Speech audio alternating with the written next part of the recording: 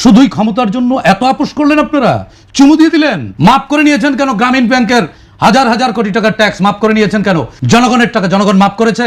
কাউকে ছাড় দেওয়া হবে না, কিচ্ছু দেব না। তার মানে আপনি কি র্যাগিং করবেন, গ্রেপ করবেন? জনগণ তারেক রহমানকে প্রশ্ন করুক, জনগণ শফিকুর রহমানকে প্রশ্ন করুক। যদি প্রশ্ন বন্ধ হয়ে যায়, কাল্ট হয়ে যাবে। হাসিনার দিল্লি ছিল, আপনাদের দুই দলের কোনো দিল্লি নেই। আর শাহরিয়ার ভাই, আপনি তো জুলাই একা করতে পারেন না। জুলাইয়ের তো আঘাত আমাদের শরীরে আছে। আপনার চেয়ে তো বেশি জুলাই আমাদের। আমি বলে নিছি তো জুলাই আপনাদের চেয়ে তো বেশি আমাদের। আমরা সবাই এক জুলাই। বেশি কম না।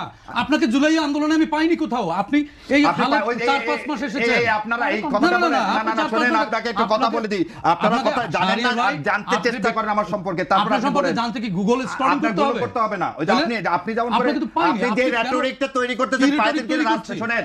হাদিকে টানেন কেন? আরে হাদিকে পেছেন কেন আপনারা? আপনি তো কথা বলতে দিবেন না। কন্ট্রিবিউশন আপনি সেল করেন। আপনি কথা বলেন আপনি তো এজেন্ডা নিয়ে আসছেন। এজেন্ডা বলেন, আমাদের কি কথা বলতে দেন কেন?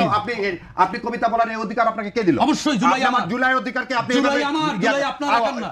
জুলাই বলেনি আমার, আমাদের সবার জুলাই সবার। হ্যাঁ, আপনি কেন বলেন কবিতা? তা আপনারা তো টান লাগে কেন? আমার জুলাই যখন আমার জুলাই সনদ বাস্তবায়ন চাই, হাত চাই, সেজন্যই লাগে। সেটা কি আপনি সেটাকে বন্ডুল করতে চান?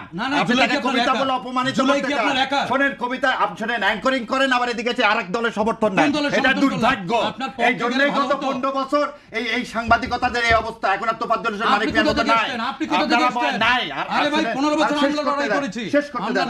আমরা লড়েছি। শুনেন, আরেক দিন বলছে আমরা বলে দিন একা জুলাই, আমি বলছি সবার জুলাই। আবার কান বরং আমাদের অনেকের চেয়ে জুলাই আপনার সবার জুলাই। অনেকের চেয়ে আপনার জুলাই কম। আমার জুলাই আমরা একটু প্রশ্নে আসি।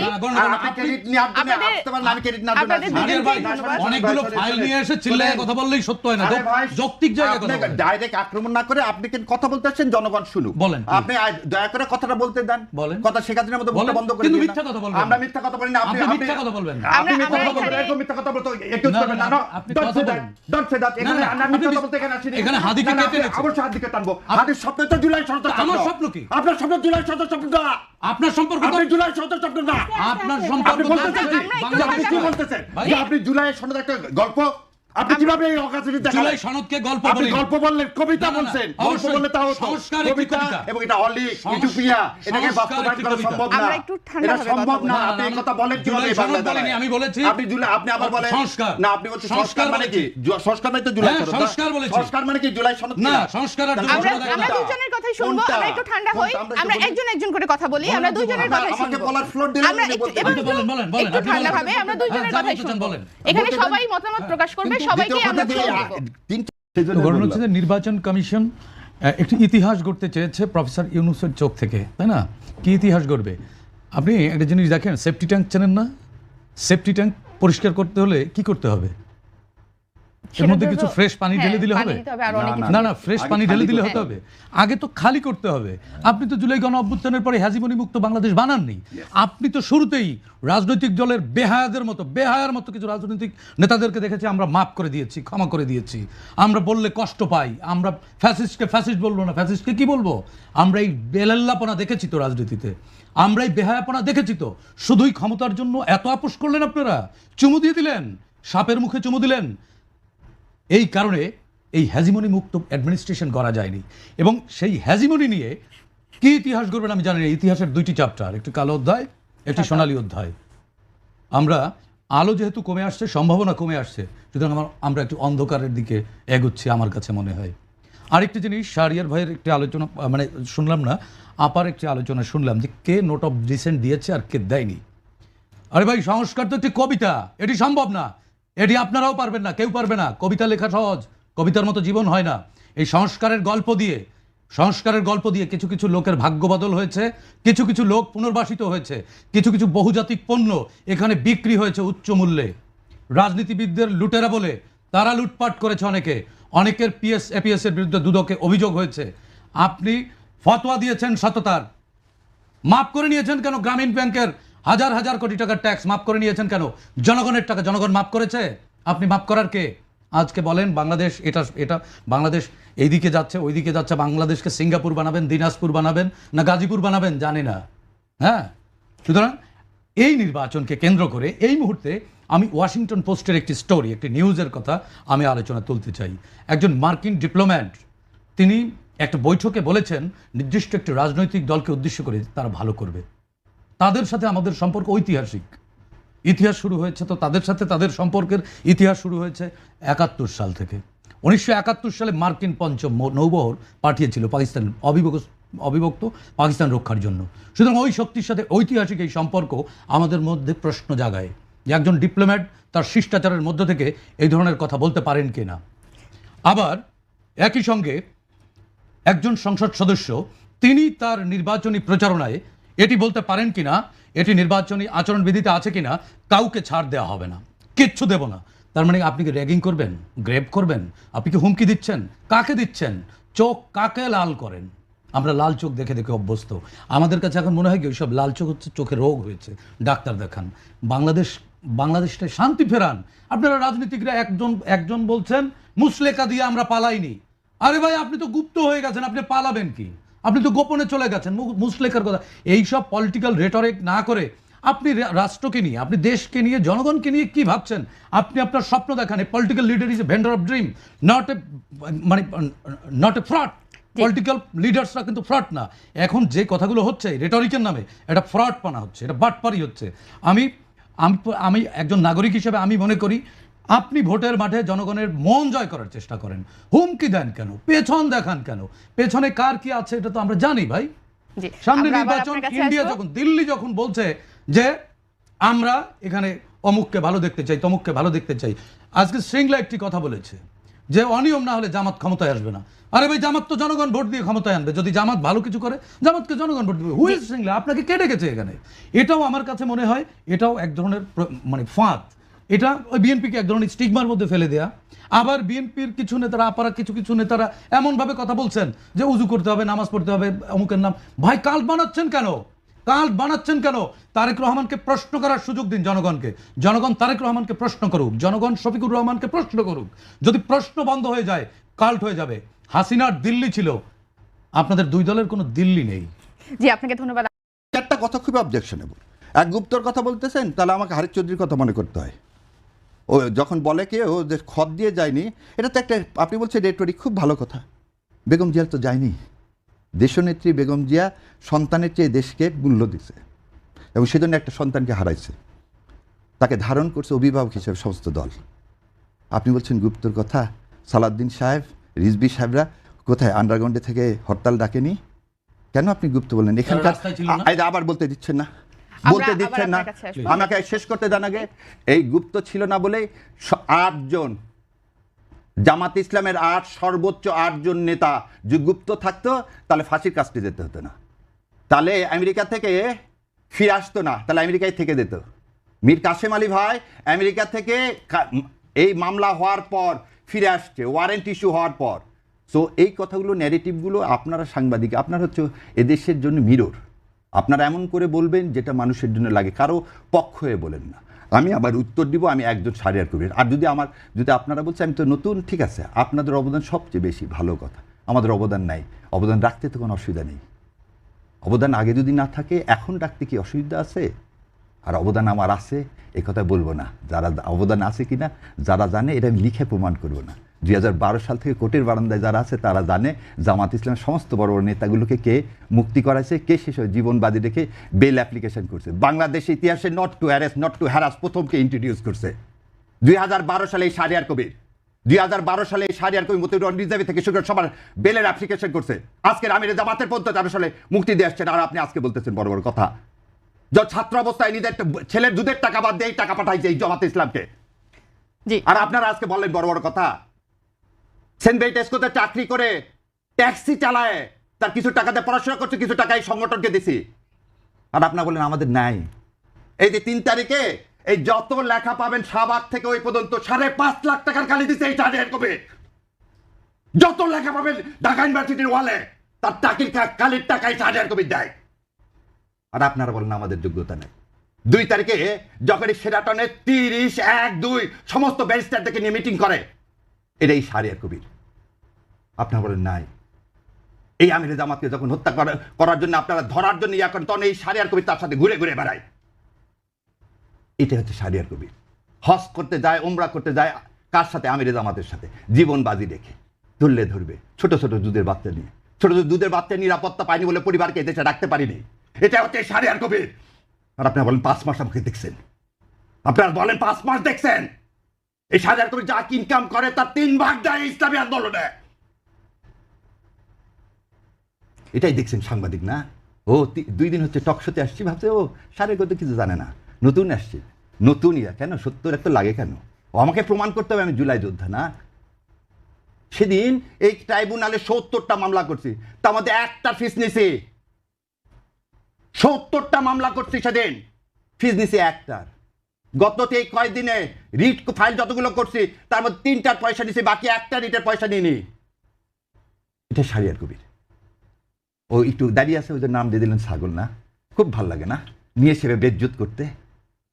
একদিন বলছিলাম কালের কণ্ঠতে আসবো না, যমুনা একদিন বলছিল শোনেন, দেশ আগে, আমরা দেশের জন্য আসছি, ইসলাম কায়েমের জন্য আসছি, কারো রক্তচক্ষু ভয় করে না। ভারতকে ভয় পায় না, আর আপনারা কে? ব্যক্তিগত আক্রমণ ছাড়েন। এখানে কথা বলতে আসছি, কথা বলতে দিলে দিবেন, না দিলে দিবেন না, সমস্যা নাই।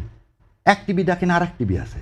আপনার এখানে আজকে কি একটা দুঃখ নিয়ে চলে গেলাম, আর আসবো না, কি হবে? শেষ করতে দেন একটু। ওনার অনুষ্ঠানেও গেছি একবার, তারপর আর ডাকেননি, যাইনি তো গ্রুপের, তারপর যাইনি। আর আপনি আমাকে বলতেছেন আমি শাহরিয়ার কবিরকে, আপনি আমার বলতেছেন গুগল সার্চ করতে হবে। দাদা একদম এই স্টেটমেন্ট দিলাম, আমি জামাতকে সাক্ষী রেখে, আর আল্লাহ তো জানেই যা যা বললাম, যে কোর্টে খোঁজ করে দেখেন। 11 নম্বর কোর্টে প্রথম আমি এই Shahriar Kabir not to arrest, not to harass করি, যাতে লোকগুলোকে জেল গেটে আর আটকায় রাখা না যায়। আর আপনারা আসছেন আজকে ডিটেনশনের, আজকে ডিটেনশন দেন, সেই ডিটেনশনের খবর আমি অনেক আগেই রচনা করে দিছি। আর বলেন গুপ্ত, তখন কি আমি যা বলবো আমি জামাত ইসলাম করি, সেজন্য আমার হাইকোর্টের ভাইবাতে ফেল করাতে চাইছে অ্যাটর্নি জেনারেল সাহেব। যা জাস্টিস ফরিদকে জিজ্ঞাসা করেন যে জামাত ইসলামকে সমর্থন করি বলে। মীর কাসেম আলীর মুক্তির জন্য যখন পার্লামেন্টে করেছিলাম, সেই ছবি দেখা বলে এই ছেলে জামাত ইসলাম করে, একে পাশ করানো যাবে না। আপনি তো আছেন বাংলাদেশে, আর সারা বিশ্বে দৌড়াইছি, সারা বিশ্বে দৌড়াইছি এই হাসিনা অটোক্রেসির বিরুদ্ধে। এর চেয়ে আর বেশি কিছু নাই। এই জাতির সবচেয়ে বড় কথা, যেই সাংবাদিক হন অন্ধ হেন না, আর আমাদেরকে এইভাবে ন্যাক্কারজনকভাবে অপমান করেন না। আল্লাহ সম্মানের মালিক, সম্মান দিবেন, এবং এই সুযোগ করে দিলেন রাগ করে এই কথাগুলো বলার, এজন্য আল্লাহ শুকরিয়া আদায় করতেছি। আমি একটু ছোট্ট 1 মিনিট কথা বলতে চাই। শাহরিয়ার ভাই, আমার কথায় ব্যক্তিগতভাবে যদি আহত হন, আই এম সরি, বাট আমি আপনাকে ব্যক্তিগতভাবে আক্রমণ করিনি। আপনি আমাকে বলছেন আমি করিনি, আমি আপনি রিলটা ঘোরান, দয়া করে অনুগ্রহ করে বলতেছি রিলটা ঘোরান। আপনি কথা বলতেন কিনা যদি না বলেন, আমি আপনার পা ধরে মাপ চাবো। আমি এই প্রকাশ্যে চ্যালেঞ্জ দিচ্ছি, আপনি যদি এই কথা না বলেন, আমি এই অনুষ্ঠানে ক্যামেরার সামনে আপনার পা ধরে মাপ চাবো। আপনি বলছেন আমি 3 বার চলে আসছি, আপনি বলতেন চ্যালেঞ্জ দিলাম। আচ্ছা ঠিক আছে, আপনার ঠিক আছে, আপনি ব্যক্তিগত আমাকে বলতে দেন, আমাকে বলতে দেন। আপনি আমার একটি কথা মিসকোট করেছেন। আমি বলেছি সংস্কার একটি কবিতা, আপনি এর মধ্যে হাদিকে টেনে আনা অপ্রাসঙ্গিক, অমূলক। ঠিক আছে, আপনার জুলাই সনদ এটা টেনে আনা অমূলক, আর আপনি নিজে আলাদা। আপনি এটা একটু ব্যাখ্যা দেন তো, আপনি সাংবাদিক হিসেবে এই দেশের সংস্কার আর জুলাই সনদ কথা আলাদা বলেন না। আপনি যদি পার্থক্য না বোঝেন, সেটা আমার দায় না। আমি বুঝিনি, আমি একটা সাধারণ মানুষ, একটু বুঝান না সংস্কার আর জুলাই সনদ কি আলাদা। সেশন না, যেই কারণে আমি এত সময় পাবো না, হয়তো 1 মিনিট 2 মিনিট পেতে পারি। আপনি নিজেই বলেছেন যে আপনার ত্যাগগুলো দীর্ঘ সেই 12 সাল থেকে ধারাবাহিকভাবে আপনি করেছেন, অবশ্যই আপনাকে সাধুবাদ জানাই। কিন্তু আপনি আবার নিজের মুখেই বলেছেন যে আপনি বলতে পারেননি আপনি জামাত করেন, আপনি মানে স্বীকার করতে পারেননি জামাত করেন। আপনাকে অ্যাটর্নি জেনারেল ফেল করিয়ে দিবে, হাইকোর্ট দিবে না। জামাত বলে ছবি দেখায় বললাম, আপনি বলেননি, না বলতে পারার পরও জামাত ট্যাগিং দিয়ে আপনাদের ফেল করে দিয়েছে। তার মানে ঘটনা হচ্ছে আপনি তো অনেস্টলি বলতে পারেননি, এটা আপনার একটা ব্যথা, এটা আপনার দুঃখ যে আপনি জামাত করেও জামাত বলতে পারেননি। এটাই গুপ্তচর বৃত্তি, যে আপনি যেটা করেন সেটা বলেন না, সেটাই গুপ্ত রাজনীতি। রাজনীতি অবশ্যই কৌশল, রাজকীয় কৌশল। গুপ্ত যা কিছু সেটা অপকৌশল। নবী করিম সাল্লাল্লাহু আলাইহি সাল্লাম অনেক যুদ্ধে কাফেরদের সাথে হেরেছেন না, আবার জিতেছেন, আহত হয়েছেন। নবী কখনোই তার সৈনিকদেরকে পরিচয় গোপন করিয়ে শত্রু শিবিরে পাঠিয়েছেন? যুদ্ধ জয়ের জন্য সিরাতের বই আপনাকে একটা গিফট করব ভাই, সিরাতের বই একটা গিফট করব। নবী করিম সাল্লাল্লাহু প্রথম 10 বছর মধ্যে 5 বছর পরিচয় দিতে পারেননি, ইসলামের ডাক দিতে পারেননি। আপনি গুপ্ত ছিল, রাতের বেলা নবী কখনো গুপ্ত ছিল না, নবী ইসলামের জন্য লড়াই করেছে, নবী করিম সাল্লাল্লাহু আলাইহি ওয়াসাল্লাম কখন ঘোষণা দিতে শুনেন, নবুয়ত প্রাপ্তির পর প্রথম দুজন ছাড়া আর কাউকে বলতে পারেনি। না না শুনেন, আর গুপ্তর কথা বলে বিএনপি এবং আল্লাহ দুটাই গুপ্ত। নবীকে হিজরত পর্যন্ত করতে হয়েছে। বিএনপি কি গুপ্ত ছিল না? না, বিএনপি গুপ্ত ছিল না, ছিল না। না অবশ্যই সালাউদ্দিন সাহেব আর ইয়াদ গুপ্ত থেকে দেয়নি, সালাউদ্দিন সাহেব দেয়নি, পরিচয় গোপন করে আচ্ছা, বিদেশ থেকে খুব আপনি বলতে তাহলে আতলাই লিস্টটা নিয়ে না সালাউদ্দিন আহমেদ কখনো বলেছে যে আমি বিএনপি করি না? আচ্ছা আমরা এখনই বলি, আপনি তো নিজেই বললেন যে আপনি এখনই বলতেছেন আমাদের কেন আমরা বলতে পারিনি, আপনি গুপ্ত বলতেছেন আমরা পরিচয় গোপন করে। আপনি তো নিজেই স্বীকার করলেন পরিচয় দিতে পারেন। শুনেন না কেন আপনি বলতেছেন যে তাহলে বলেন, আমরা একজন একজন করে একটু কথা বলি, একজন একজন করে বলি, আমরা একজন একজন করে কথা বলি, যেহেতু এই ঘেমে গেছে আপনি আচ্ছা যেহেতু এই মুহূর্তে বলার নেই। জনাব সাইদ খানের 1 মিনিট সময় কি শেষ হয়েছে? জি আপনাকে ধন্যবাদ। আমরা আবার পরবর্তী সময় আপনার কাছে আসবো, যেহেতু সাইদ খান শারিয়ার কবির অনেকক্ষণ বলেছেন, যেহেতু আপনি একটু রেস্ট নেন, আমরা আবার পরবর্তীতে আপনার কাছে আসবো। আমি একটু এই মুহূর্তে হেলেন জেরিন খানের কাছে যেতে চাই। প্রভাবশালী প্রার্থীদের ক্ষেত্রে ইসি নমনীয় আর সাধারণ প্রার্থীদের ক্ষেত্রে কঠোর, এমন কিছু অভিযোগ এসেছে, এই ধারণার পেছনে কি বাস্তব কোনো ভিত্তি আছে বলে আপনি মনে করছেন? দেখেন এরকম প্রশ্ন আসবে নির্বাচন শেষ হওয়া পর্যন্ত। আরেকটা মানে যে দলটি নির্বাচিত হবে, জয়লাভ করবে এবং শপথ গ্রহণ করার পূর্ব পর্যন্ত এই ধরনের প্রশ্ন আসতে থাকবে। এটা নিয়ে আমি বেশি বলতে চাই না। এই জায়গায় যেটা বলতে চাই, ভীষণ উত্তেজনা এখানে বিরাজ করছিল। রেগে গেলেন তো হেরে গেলেন, না রেগে গেলেন তো হেরে গেলেন। আমি দুইজনকেই বলবো যে আপনারা রেগে যেন না, কারণ আর আমি চাই না দুজনের কেউ হারেন, দুজনেই জিতে যান। হ্যাঁ, আমি যে এই জায়গাটি বলতে চাই, শাহরিয়ার ভাই কয়েকটা বিষয় বলেছেন, যেমন মুসলেকার বিষয়টা আসছে। দেখেন আপনি ওটা বলেছেন যে আমাদের প্রিয় নেত্রী দেশনেত্রী বেগম খালেদা জিয়ার এক্সাম্পল এনেও আপনি বলেছেন।